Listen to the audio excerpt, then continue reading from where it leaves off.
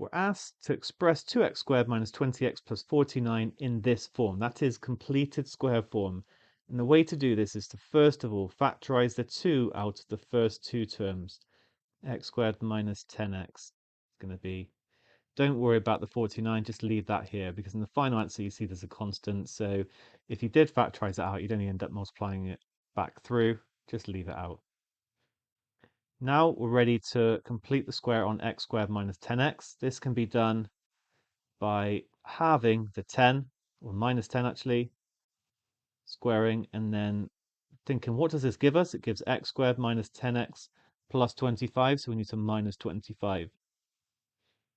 I'm not going to go into any more details on completing the square here. There are other videos on that if you want to practice, if you want to understand that topic more. I've got A-level videos on completing the square that goes through it a lot more slowly and explains visually like what is actually going on.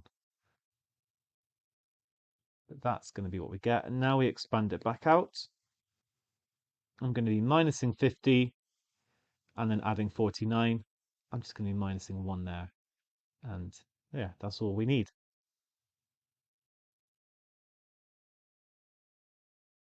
In part 2, we're asked for the coordinates of the vertex of the curve y equals 2x squared minus 20x plus 49. Same expression as here. Vertex. Well, I've actually got, this is going to be a happy quadratic, a positive quadratic. It's going to go through 49 here, and maybe it looks a little bit like that. Now the vertex is actually that point there, also known as the turning point. In this case, it's the minimum. So this question is asking us to use our completed square form to find the minimum. And we can do this by looking at this term here, which is always bigger or equal to 0. Because I'm squaring a number here, it must be positive, but it could also be 0.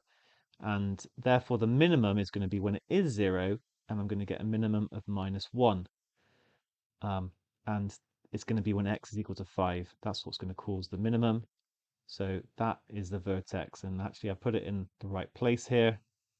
The coordinates of this will be 5 minus 1.